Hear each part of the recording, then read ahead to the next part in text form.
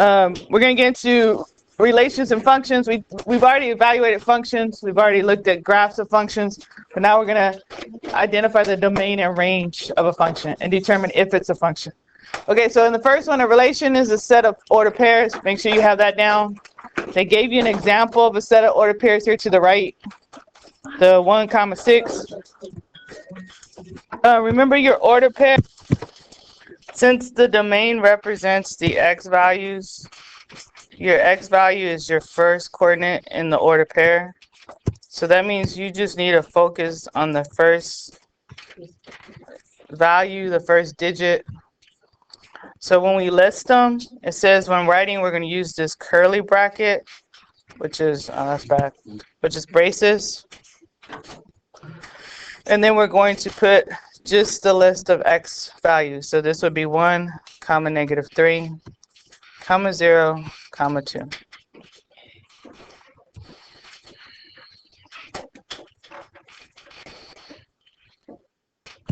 Your output or your range are the y values. That's the second coordinate.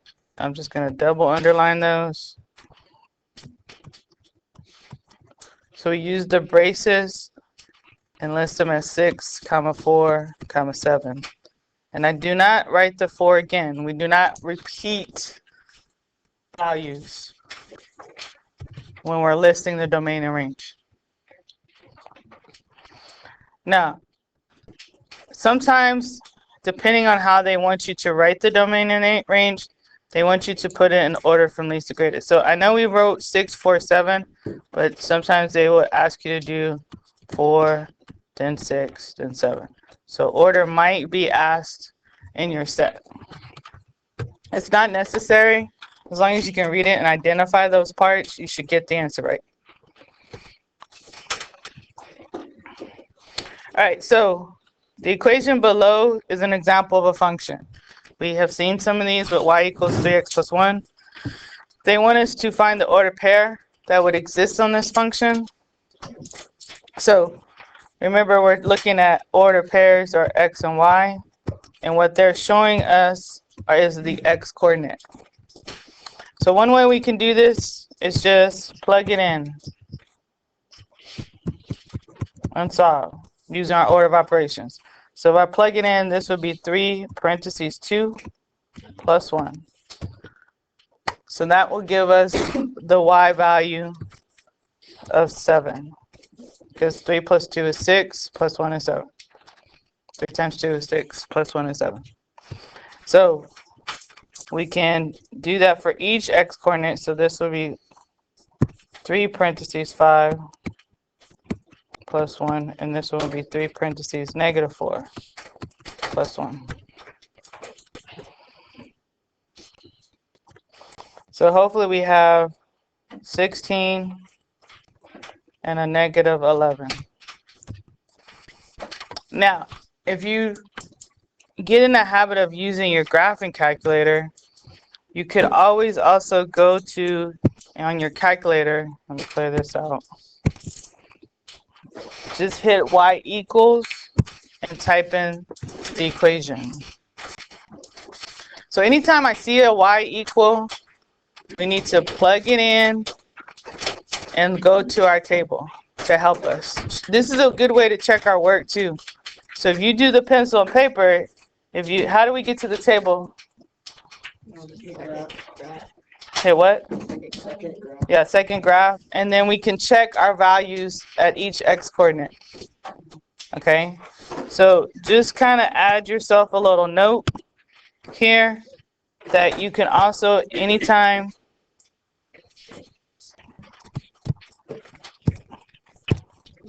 if you have y equals, you can use the calculator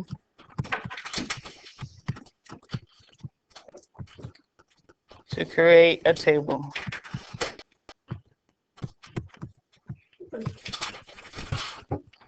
Your table of values will be your answers. All right, so if the equation produces the ordered pair of 5, 16, okay, basically meaning that that ordered pair is on the line for this linear function, Can it ever produce 5, 7, 5, -3, 561? Could you have more than one answer for an x value that's the same? No. Okay, so this would be no here. And that helps you understand when you have a function and when you don't have a function.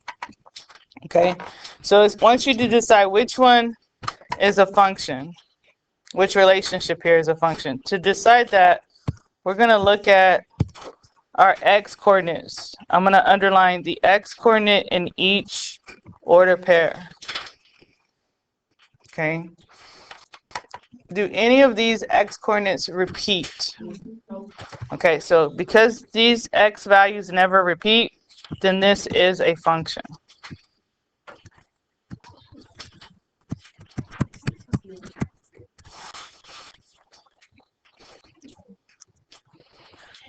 In this next set of order pairs, this next relation, I have 6, -2, then another 6, and then a 10. Do the x repeat here? Yes. Where does it repeat at? 6. First and third. So this is not a function. And I'm just going to write a little note because, that's just abbreviation for because, 6 repeats. If anytime I got a repeating x value, it's not going to be a function. So our definition of a function is that it's a relation that pairs each input. Your input is your example of your x to exactly one output. And your one output is your y. So really what's important to help you identify a function, a function is basically a relationship with no repeating x values. That's the part that's important.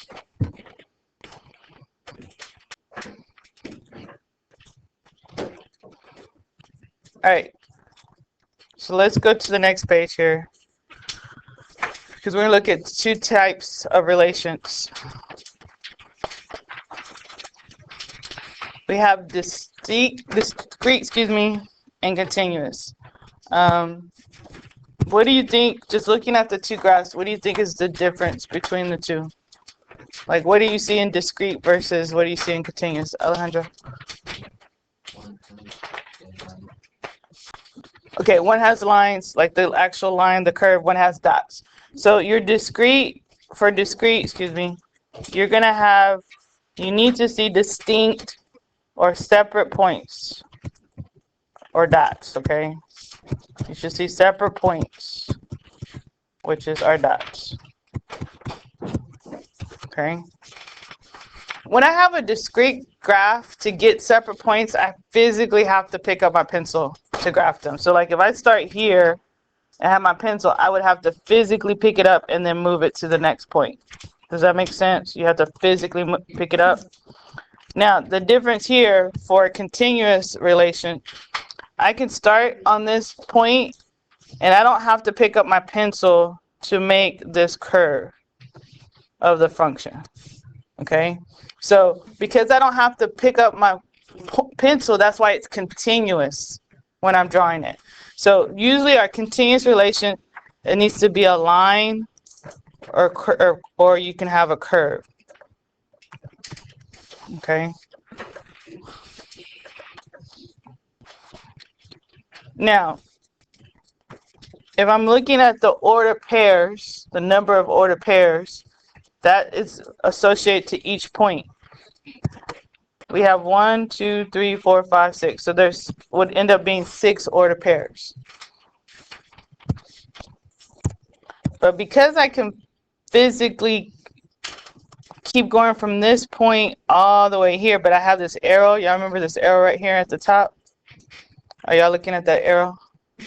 What that arrow is indicating that this graph, even though on the window that they're showing, this graph is going to keep going and going and going. It's not going to stop. So to show, or what is the symbol we use to show that it's going to keep going? Huh? Yeah, so this is pointing up, right? And that's positive.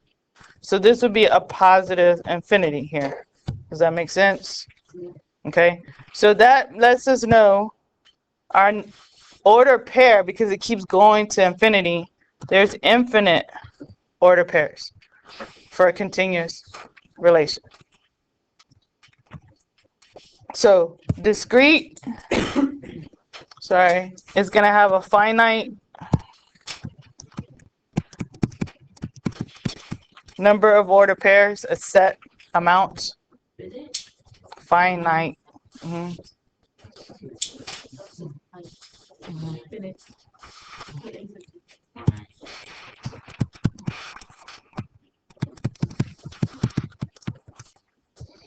Where continuous will have an infinite set. If you want to just put the symbol, you can for infinity.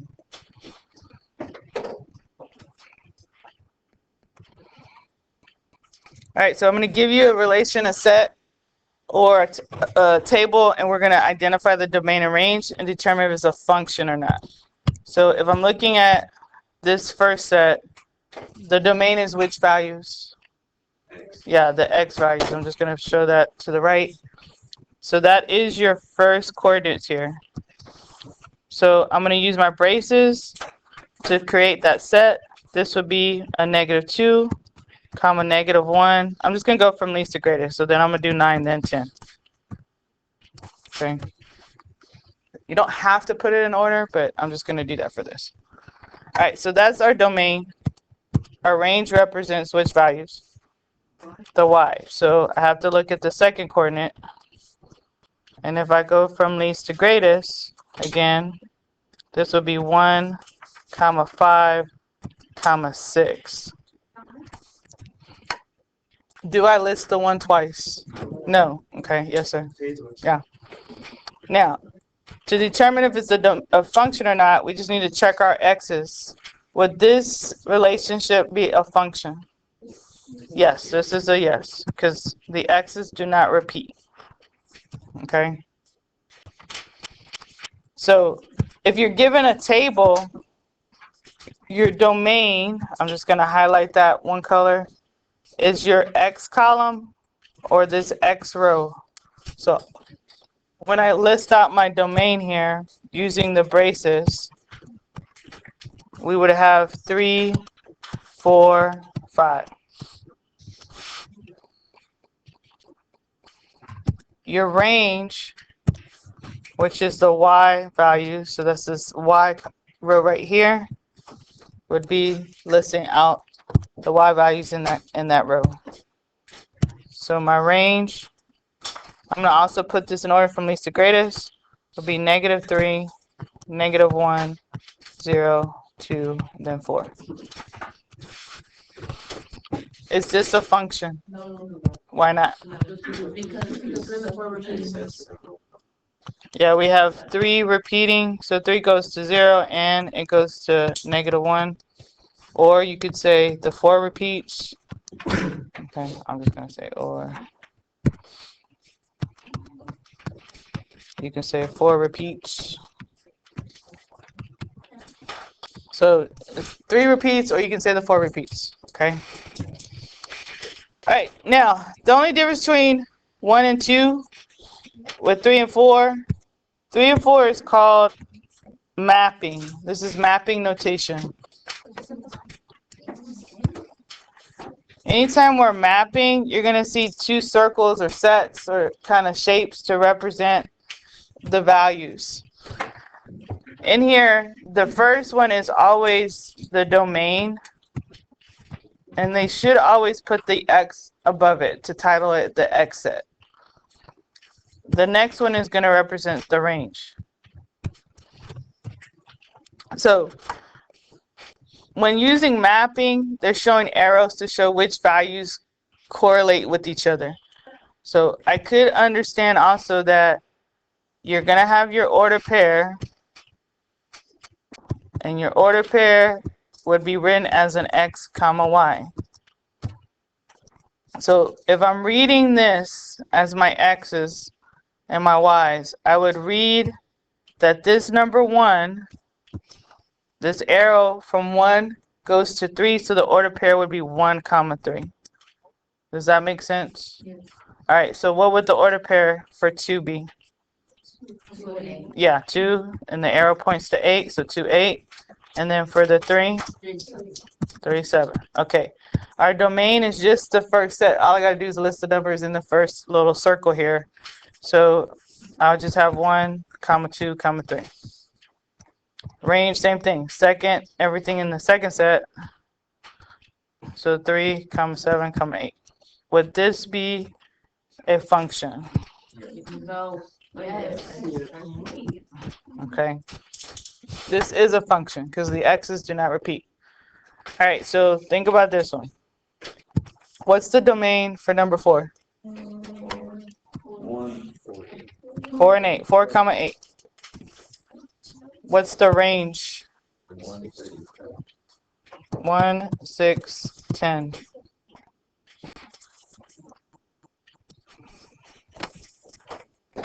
Darnell, will you sit up, please?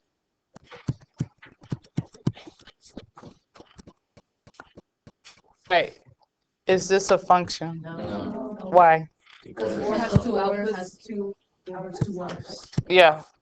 4 has 2 items. Right here where I see this arrow split up, I see that the 4 maps to 1, and we have 4 maps to 6.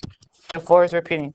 So just kind of remember, anytime I see a split, okay, anytime I see that little arrow split on mapping, this proves not a function. So this little symbol right here proves not a function.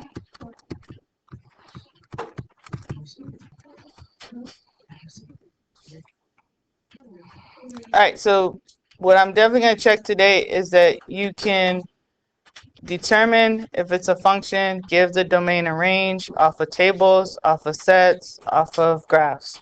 So on the next page,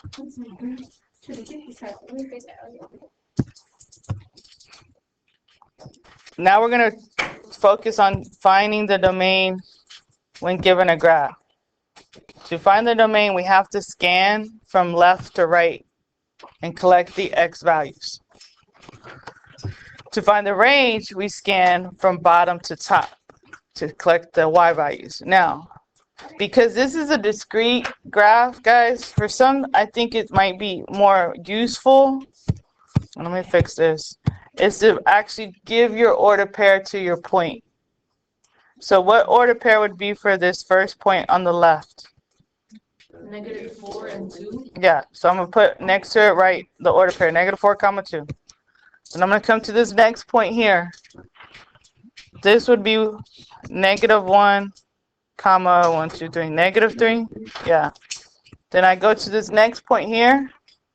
That is actually 2, 0. And then the point here would be 2, comma 2. And then our last point is actually 4, 3. There we go. Right there. As soon as I see right here, you see I had 2, 2 and then 2, 0.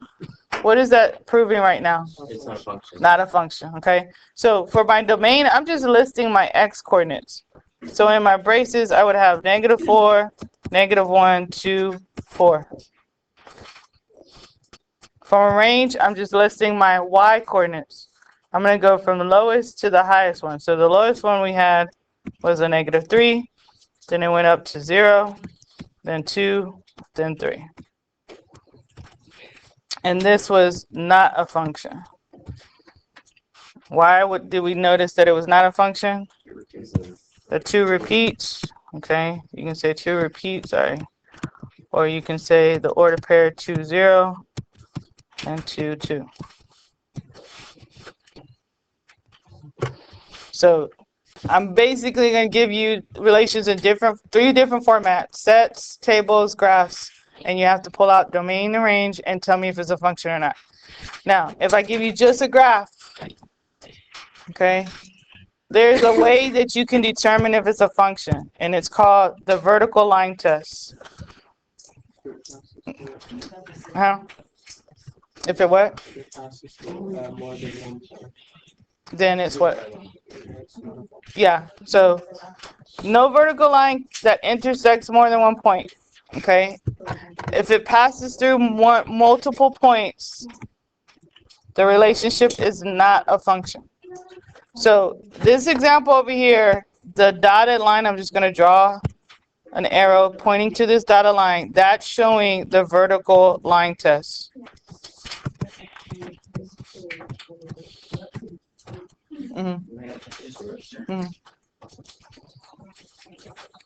So if I just trace down this vertical line, the black curve here is the function.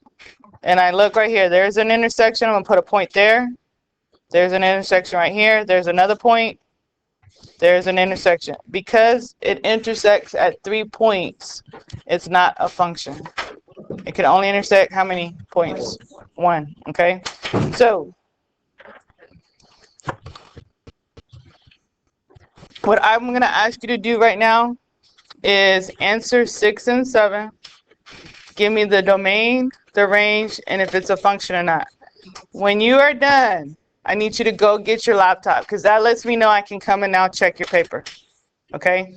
So you're doing 6 and 7. You can check with your group members to see if y'all have the same answer. I'm going to stamp check it, and then you need to get a laptop.